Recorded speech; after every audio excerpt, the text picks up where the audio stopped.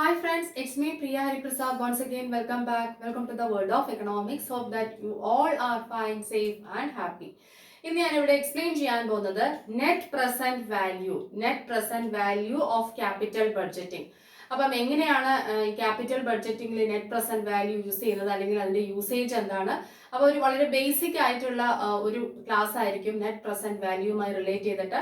അപ്പോൾ degree PG level സ്റ്റുഡൻസിന് വളരെ യൂസ്ഫുൾ ആയിട്ടുള്ള ഒരു വീഡിയോ തന്നെയായിരിക്കും. ഇതും ഒരു റിക്വസ്റ്റഡ് വീഡിയോ തന്നെയാണ്. അപ്പോൾ കുറേ ഡിലേ വന്നിട്ടുണ്ട്. Okay, then maximum try to ignore it. അപ്പോൾ എല്ലാവരും ഈ വീഡിയോ കാണാനും നിങ്ങളുടെ ഫ്രണ്ട്സുമായിട്ട് ഷെയർ ചെയ്യാനും ഒന്ന് ശ്രമിക്കുക. Okay, then come let's learn together. Let's begin the class. എന്താണ് net present value of capital budgeting അല്ലെങ്കിൽ ഇൻവെസ്റ്റ്മെന്റ് പ്രൊജക്ട് അല്ലെ? ഇൻവെസ്റ്റ്മെന്റ് പ്രൊജക്റ്റിലെ പ്രോഫിറ്റബിലിറ്റി ഒക്കെ നമ്മൾ അനലൈസ് ചെയ്യാൻ വേണ്ടിയിട്ടാണ് ഈ നെറ്റ് പ്രസന്റ് വാല്യൂ യൂസ് ചെയ്യുന്നത്. ഇൻവെസ്റ്റ്മെന്റ് പ്രൊജക്റ്റിൽ അല്ലെങ്കിൽ ക്യാപിറ്റൽ ബഡ്ജറ്റിംഗിലൊക്കെ പ്രോഫിറ്റബിലിറ്റി എങ്ങനെയാണ് അതിനെക്കുറിച്ച് അനലൈസ് ചെയ്യാൻ ഉപയോഗിക്കുന്നതാണ് എന്ന് പറയുന്നത് നെറ്റ് പ്രസന്റ് വാല്യൂ ക്രൈറ്റീരിയൻ എന്ന് പറയുന്നത്. മനസ്സിലായല്ലോ? It is the difference between cash inflows and outflows. Cash ഇൻഫ്ലോസും ഔട്ട്ഫ്ലോസും തമ്മിലുള്ള ഡിഫറൻസ് ആണ് ഇതിനകത്ത് നമ്മൾ കാൽക്കുലേറ്റ് ചെയ്യുന്നത്. എത്ര ഇൻഫ്ലോ ഉണ്ട്, അല്ലെ? ഇൻഫ്ലോ എന്ന് പറഞ്ഞാൽ നമുക്ക് കിട്ടിയത് അല്ലെ പോസിറ്റീവ് ആയിട്ടുള്ളത്, എത്ര ഔട്ട്ഫ്ലോ ഉണ്ട് പോയത്, ഓക്കെ, അതായത് നെഗറ്റീവ് ആയിട്ടുള്ളത്. അപ്പം ഈ ഇൻഫ്ലോയും ഔട്ട്ഫ്ലോയും തമ്മിലുള്ള ഡിഫറൻസ് എല്ലാമാണ് ഇതിനകത്ത് നമ്മൾ പഠിക്കുന്നത് നെറ്റ് പ്രസന്റ് വാല്യൂ അതിനകത്ത് പഠിക്കുന്നത്, ആ ക്രൈറ്റീരിയക്കകത്ത് പഠിക്കുന്നത്. മനസ്സിലായല്ലോ?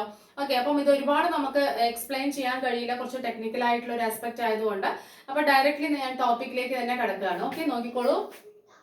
NPV net present value criterion. Okay, capital ബഡ്ജറ്റിംഗിൽ അല്ലെങ്കിൽ ഇൻവെസ്റ്റ്മെന്റ് പ്രൊജക്ട് അതിനകത്ത് നമ്മൾ അനലൈസ് ചെയ്യാൻ, പ്രോഫിറ്റബിലിറ്റി അനലൈസ് ചെയ്യാൻ യൂസ് ചെയ്യുന്ന ക്രൈറ്റീരിയൻ ആയിട്ടുള്ള നെറ്റ് പ്രസന്റ് വാല്യൂ എന്ന് പറയുന്ന ഈ ക്രൈറ്റീരിയൻ എന്താണെന്ന് നമുക്ക് നോക്കാം.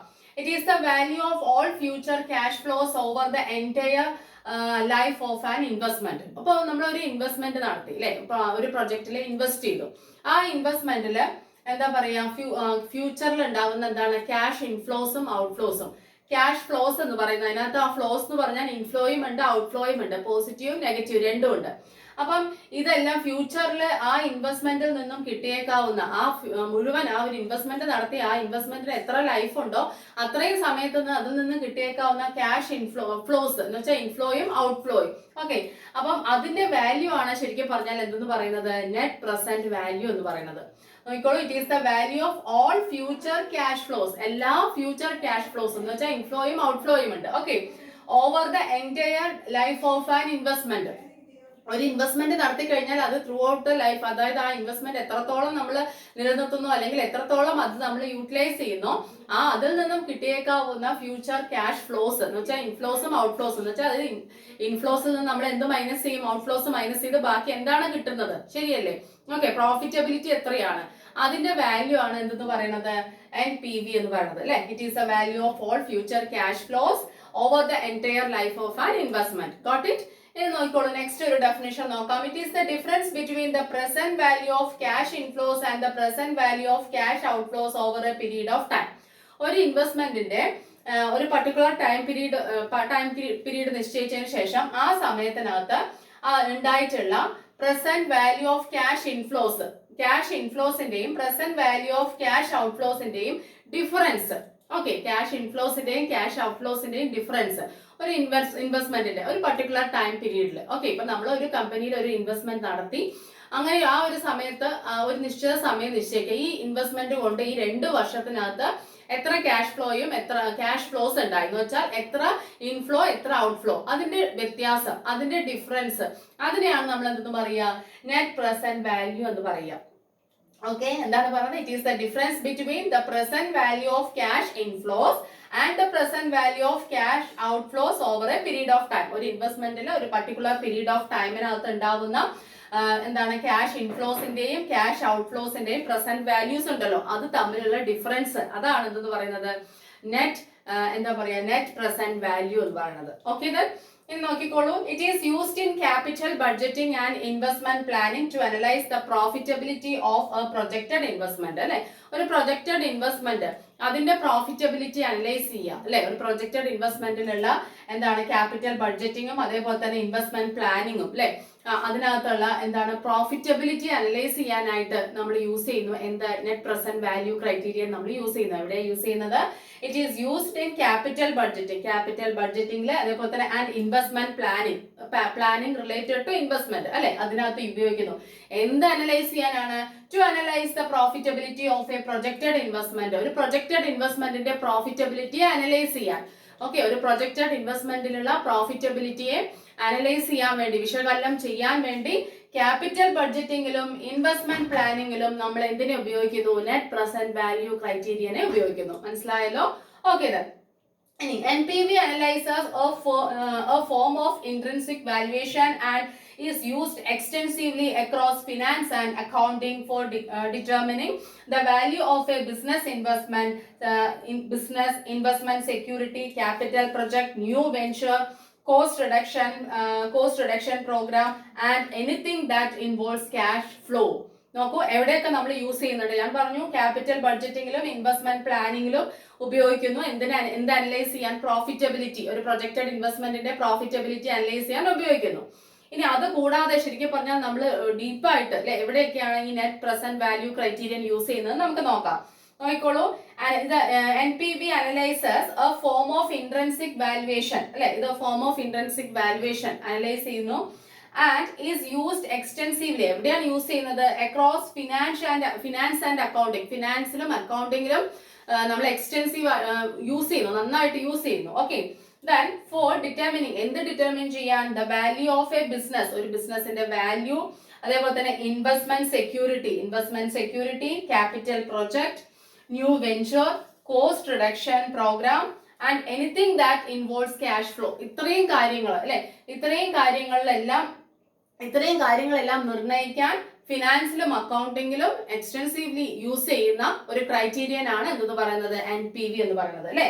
അപ്പൊ NPV analyzes a form of intrinsic valuation and is used extensively across finance and accounting. ഫിനാൻസിലും അക്കൗണ്ടിങ്ങിലും നമ്മൾ യൂസ് ചെയ്യുന്നു. എന്തിനു വേണ്ടിയിട്ടാണ്? For determining. കുറെ കാര്യങ്ങൾ ഡിറ്റർമിൻ ചെയ്യാൻ. എന്തൊക്കെയാണ് ആ കാര്യങ്ങൾ? ദ വാല്യൂ ഓഫ് എ ബിസിനസിന്റെ വാല്യൂ അല്ലെ, investment security, capital project, new venture, cost reduction programme and anything that involves cash ഫ്ലോവുമായിട്ട് റിലേറ്റ് ചെയ്തിട്ടുള്ള അതിനകത്ത് ഇൻവോൾവ് ആയിട്ടുള്ള എല്ലാ കാര്യങ്ങളും. ഇങ്ങനെയുള്ള എല്ലാ കാര്യങ്ങളും ഡിറ്റർമിൻ ചെയ്യാനായിട്ട് ഫിനാൻസ് ആൻഡ് അക്കൗണ്ടിങ്ങിൽ എക്സ്റ്റെൻസീവ്ലി നമ്മൾ എന്ത് യൂസ് ചെയ്യുന്നു? NPV യൂസ് ചെയ്യുന്നു. മനസ്സിലായോ? ഇതിന്റെ മീനിങ് ഒന്നും നമുക്ക് അങ്ങനെ പറയാൻ പറ്റില്ലല്ലോ, കാരണം ഇത് ടെക്നിക്കൽ ആയിട്ടുള്ള കുറെ ആസ്പെക്ട്സ് അല്ല, അതുകൊണ്ടാണ് കേട്ടോ. ഓക്കെ, അപ്പൊ നമുക്ക് മനസ്സിലായി എന്തിന്റെയൊക്കെ ഡിഫറൻസ് ആണ് പ്രസന്റ് വാല്യൂ, ക്യാഷ് ഫ്ലോസിന്റെ ഇൻഫ്ലോസിന്റെയും ഔട്ട്ഫ്ലോസിന്റെയും പ്രസന്റ് വാല്യൂസ് തമ്മിലുള്ള ഡിഫറൻസ് ആണ് ശരിക്കും പറഞ്ഞാൽ ഈ ഏതെന്ന് പറയുന്നത് NPV എന്ന് പറയുന്നത്.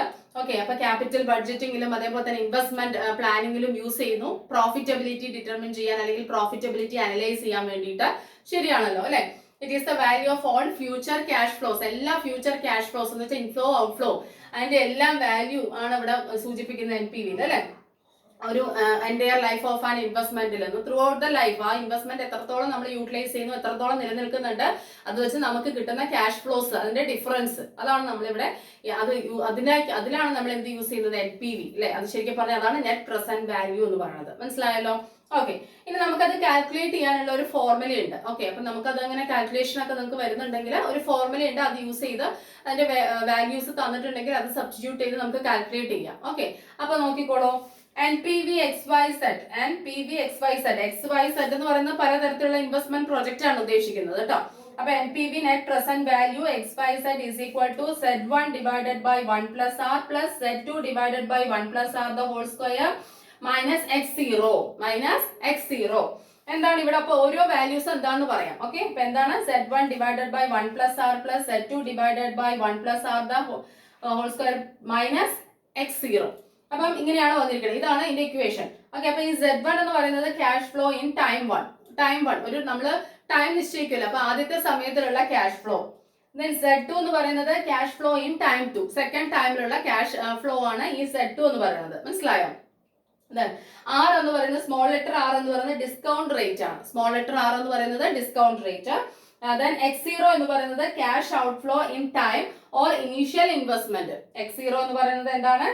ക്യാഷ് ഔട്ട്ഫ്ലോ ഇൻ ടൈം എന്നാണ് പറയുന്നത്, അല്ലെങ്കിൽ അതിന്റെ പേര് എന്താണ്? Initial investment.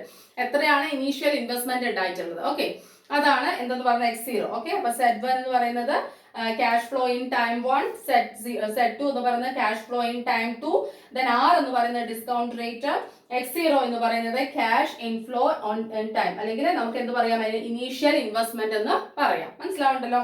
അപ്പം ഇത്രയും വാല്യൂസ് തരികയാണെങ്കിൽ നമുക്ക് ഇതിനകത്ത് സബ്സ്റ്റിറ്റ്യൂട്ട് ചെയ്തിട്ട് എന്ത് ചെയ്യാൻ പറ്റും, എന്ത് കാൽക്കുലേറ്റ് ചെയ്യാൻ കഴിയും, നെറ്റ് പ്രസന്റ് വാല്യൂ എന്ന് പറയുന്നത് കാൽക്കുലേറ്റ് ചെയ്യാൻ കഴിയും. മനസ്സിലായോ? അപ്പൊ ഇതിന് കൂടുതൽ എക്സാമ്പിൾസ് ഒന്നും എന്റെ കയ്യിൽ മെറ്റീരിയൽസ് അവൈലബിൾ അല്ലാത്തതുകൊണ്ടാണ് ബേസിക് ആയിട്ടുള്ള ഒരു ക്ലാസ് മാത്രം ഞാൻ എടുക്കുന്നത്. അപ്പൊ നിങ്ങളുടെ കയ്യിൽ ടെക്സ്റ്റ് ഉണ്ടെങ്കിൽ അത് നോക്കാം, അതിനകത്ത് എക്സാമ്പിൾസ് കൊടുത്തിട്ടുണ്ടാവും, അല്ലെങ്കിൽ അതിനകത്ത് ഇങ്ങനെ ക്വസ്റ്റ്യൻസ് ഒക്കെ ഇതുമായിട്ട് റിലേറ്റ് ചെയ്തിട്ടുണ്ടാവും. അപ്പം ഈ ഇക്വേഷൻ വെച്ചിട്ട് അതൊന്ന് സോൾവ് ചെയ്ത് നോക്കാനായിട്ട് ശ്രമിക്കുക. എനിക്ക് അവൈലബിൾ അല്ലാത്തത് കൊണ്ടാണ്. അപ്പൊ തീർത്തും ബേസിക് ആയിട്ടുള്ള കാര്യം മാത്രമേ ഞാൻ NPV പറഞ്ഞിട്ടുള്ളൂ. എങ്ങനെയാ ഡിസ്കൗണ്ട് ചെയ്യുന്നത്, അങ്ങനെ ഒരുപാട് എക്സാമ്പിൾസ് ഉണ്ട്, എനിക്ക് മെറ്റീരിയൽസ് അവൈലബിൾ അല്ല. ഓക്കെ, അപ്പൊ നോക്കിക്കോളൂ, ഈ ഡിസ്കൗണ്ട് റേറ്റും ഇങ്ങനെയുള്ള കാര്യങ്ങളെല്ലാം എന്ത് ചെയ്യും, തരും, നമുക്ക് വാല്യൂ തരും. അങ്ങനെ തരികയാണെങ്കിൽ നമുക്ക് എന്ത് ചെയ്യാൻ കഴിയും, ഇത് സബ്സ്റ്റിറ്റ്യൂട്ട് ചെയ്തിട്ട് നെറ്റ് പ്രസന്റ് വാല്യൂ നമുക്ക് എന്ത് ചെയ്യാൻ കഴിയും, കാൽക്കുലേറ്റ് ചെയ്യാനായിട്ട് കഴിയും. ഓക്കെ, അപ്പൊ 2-3 പ്രാവശ്യം ഒന്ന് കേട്ട് നോക്കുക. ഒരു ബേസ് മനസ്സിലാവാൻ മാത്രമുള്ള ക്ലാസ് ആണെന്ന് വീണ്ടും ഓർക്കുക. കാരണം നന്നായിട്ട് എക്സ്പ്ലെയിൻ ചെയ്യാനുള്ള മെറ്റീരിയൽസ് എന്റെ കയ്യിൽ അവൈലബിൾ അല്ലാത്തത് കൊണ്ട് തന്നെയാണ്. അപ്പൊ ബേസ് ആയിട്ട് എന്താണ് നെറ്റ് പ്രസന്റ് വാല്യൂ, അതിന്റെ എന്തിനാണ് യൂസ് ചെയ്യുന്നത് എന്നുള്ള കാര്യം ഓർത്തു വെക്കുക, ആ ഇക്വേഷനും ഓർത്തു വെക്കുക. അപ്പൊ നിങ്ങൾക്ക് ഒരു ബേസ് കിട്ടിയിട്ടുണ്ടാവും വിശ്വസിക്കുന്നു. അപ്പൊ മാക്സിമം എല്ലാവരും കാണാനും ഷെയർ ചെയ്യാനും ശ്രമിക്കുക. Try to follow and support my channel. Thank you, thanks a lot, take care, by.